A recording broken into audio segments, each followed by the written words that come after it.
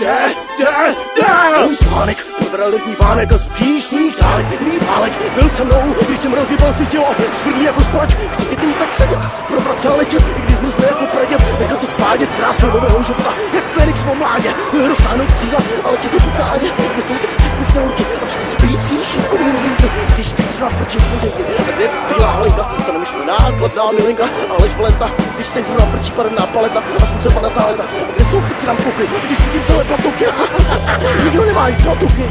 Kámo, sedmej, ty vole, on ještě krápe, ty vole. Vstávej, vole, dělej. Probuzen slunečními paprsky, zimu připomíná pouze let ve whisky. Brácho, ty moc dobře víš, co mám na mysli.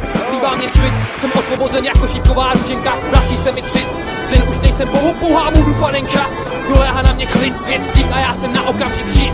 Na okamžik nejsem džik, co? Tenhle okamžik s velkým O má zář, jak váš Marilyn Monroe.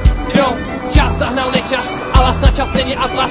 Dnes ty musím nést váhu světa na svých zádech. Jsem jak novorozený a tohle je můj první nádech. Track, slovo, krok a řádek. Kolik pláče, kolik věk, kolik cest, kolik stránek mám prožít, více jí, než skončí váš zimní spánek. Druhý nádech a otvírám láhev. Ty mi zámek, Hexagon Jam.